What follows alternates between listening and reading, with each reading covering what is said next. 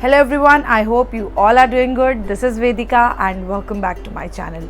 आज की इस वीडियो में हम बात करने वाले हैं अबाउट टमी टाइम. हम डिस्कस करेंगे व्हाट इज़ टमी टाइम, किस तरह से आप अपने बेबीज़ को टमी टाइम दे सकते हैं and more importantly what all are the benefits of tummy time. But video को शुरू करने से पहले if you are new here और you have not yet subscribe to my channel then please click on the big red box to subscribe and join in. Also ring the bell so your phone will yell the next time I put up a new video. Alright, so let's jump into the video. Let's first understand what is tummy time. So basically जब आप अपने baby को एक flat surface के ऊपर लिटाते हैं पेट के बल तो उसे टमी टाइम कहते हैं. ना ये फ्लैट सरफेस कोई भी क्लीन एरिया हो सकता है. मे बी आप अपने फ्लोर के ऊपर एक ब्लैंकेट बिछा सकते हैं या आप बेबी का प्ले जिम यूज़ कर सकते हैं और मे बी आप अपने बेड के ऊपर भी बच्चे को लिटा सकते हैं. You just need to keep in mind कि कोई भी लूज़ फिटेड बेड शीट्स या कंफर्टर्स या ब्लैंकेट्स कोई भी ऐसी चीज़ नहीं होनी चाहिए जिससे कि बच्चे का एयर पैसेज ब्लॉक हो सके. अगला क्वेश्चन है कि टमी टाइम कब स्टार्ट करना चाहिए. So medically speaking as soon as you take your baby home, जब आप हॉस्पिटल से अपने बच्चे को घर लाते हैं तभी से आप टमी टाइम स्टार्ट कर सकते हैं. नाउ अगर आपको थोड़ा डर है कि उसकी कॉर्ड में खिंचाव आ सकता है, कोई दिक्कत हो सकती है, तो डोंट वरी, आप हफ्ता 10 दिन रुक कर जब उसकी कॉर्ड निकल जाएगी उसके बाद भी आप बच्चे को टमी टाइम स्टार्ट कर सकते हैं. यूजली न्यूबॉर्न बेबीज़ को 1 से 2 मिनट तक का टमी टाइम करवाना सफिशेंट होता है. बट इनिशियली बच्चा जब टमी टाइम स्टार्ट करता है, सीख रहा होता है, तब इट इज़ नॉट नेसेसरी कि आप उसको 1 या 2 मिनट रेगुलरली उसके पेट के बल लेटाएं.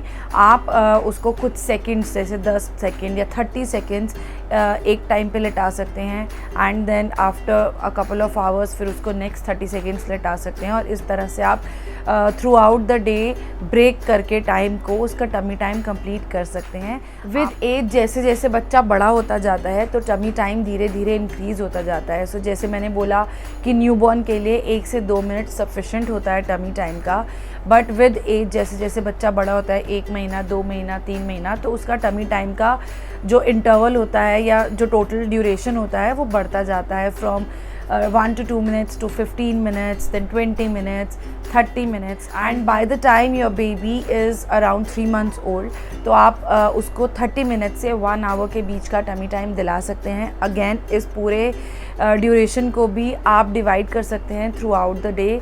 जैसे आप कभी 6 मिनट्स, अगर आप उसको 6 मिनट्स का टमी टाइम देते हैं एट वन टाइम तो 10 बार आप दिन में 6-6 मिनट कराएंगे तो उसके 60 मिनट्स कंप्लीट हो जाएंगे. या फिर अगर आपका बच्चा कंफर्टेबल फील करता है तो 6 मिनट से ज़्यादा आप उसको 10 मिनट 15 मिनट भी एक टाइम पे करवा सकते हैं. आपको सिर्फ इतना ध्यान देना है कि आपका बच्चा कंफर्टेबल रहे, फंसी ना हो एंड उस टमी टाइम को एंजॉय कर रहा हो. नाउ टमी टाइम को और ज़्यादा इंटरेस्टिंग बनाने के लिए आप कुछ चीज़ें कर सकते हैं. लाइक आप बच्चा जब लेटा होता है तो उसके सामने कुछ टॉयज़ रख सकते हैं जो कि कलरफुल टॉयज़ को देखकर बच्चा बहुत अट्रैक्ट होता है, वो उनको ग्रैब करने की कोशिश करता है. तो आप डिफरेंट टॉयज़ यूज़ कर सकते हैं या फिर आप खुद भी उसके सामने बैठ सकते हैं. इससे एक तो सुपरविजन रहेगी बेबी की एंड सेकेंडली बच्चा आपको देखेगा और आपकी तरफ आने की कोशिश करेगा. तो आप इन दोनों में से कोई भी मेथड यूज़ कर सकते हैं. Let's now discuss all the benefits of tummy time, जिनसे कि आपको ये अंडरस्टैंड करने में हेल्प होगी कि क्यों आपको अपने बच्चे को टमी टाइम करवाना चाहिए. तो सबसे पहला सबसे मेजर बेनिफिट जो टमी टाइम का होता है उससे बच्चे के नेक और हेड कंट्रोल में हेल्प मिलती है.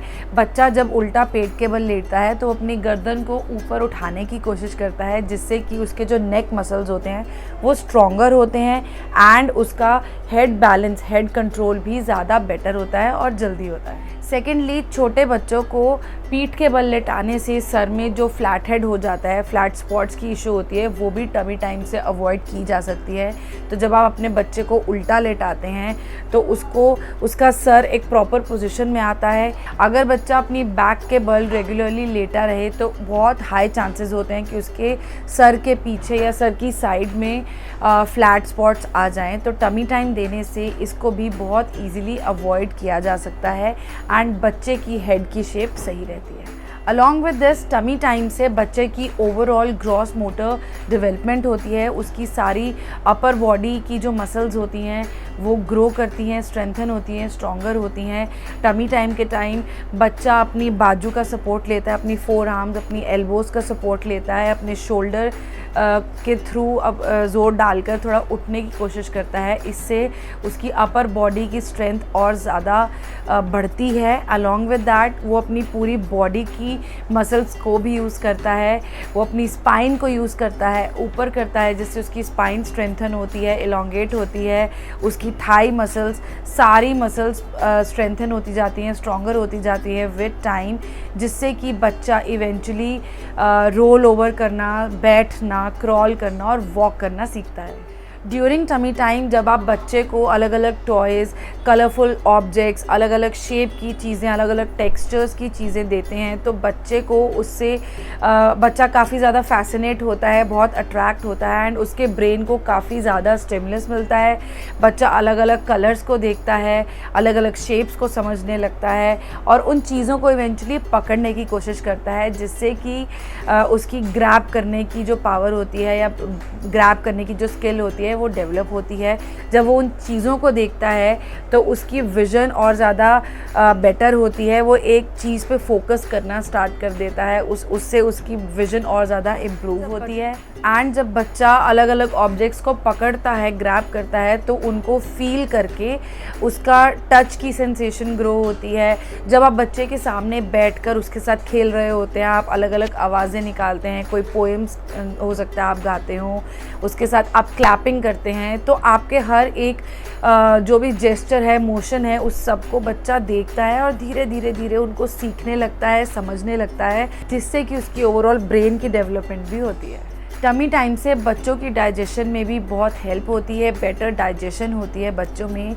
सो बेसिकली टमी टाइम के दौरान जब बच्चा अपनी बॉडी को स्ट्रेच करता है, अपनी आर्म्स को, अपनी बैक को, अपनी लेग्स को, अपनी नेक को, जब वो पूरी बॉडी को स्ट्रेच करता है तो इस स्ट्रेच की वजह से जो उसका लोअर एब्डोमिनल ऑर्गन्स होते हैं उनको एक सॉर्ट ऑफ मसाज मिलती है, जिसकी वजह से फर्दर जो बाल फंक्शनिंग होती है बच्चे की उसको स्टिमुलस मिलता है एंड बिकॉज ऑफ दिस बच्चे को डाइजेशन में बहुत हेल्प मिलती है। जो भी डाइजेशन से रिलेटेड प्रॉब्लम्स होते हैं like constipation, gas, reflux, colic, इन सभी से काफ़ी रिलीफ मिलता है बच्चों को with tummy time. And lastly tummy time की वजह से बच्चे की ओवरऑल बॉडी अलाइनमेंट भी बेटर होती है। जब बच्चा टमी टाइम के दौरान अपने आप को स्ट्रेच करता है, अपनी सारी मसल्स को इन्वॉल्व करता है और धीरे धीरे उसकी मसल्स स्ट्रेंथन होती हैं, उसकी ओवरऑल बॉडी प्रॉपरली अलाइन होना शुरू हो जाती है, उसकी बोन्स, उसकी मसल्स, टेंडन्स, लिगामेंट सब धीरे धीरे अपनी अपनी पोजीशन पे आने लगते हैं, तो ओवरऑल उसकी जो बॉडी है उसकी एक्सरसाइज होती है एंड करेक्ट अलाइनमेंट होती है। ऑलराइट फ्रेंड्स, तो इसके साथ ही मैं इस वीडियो को एंड करूँगी।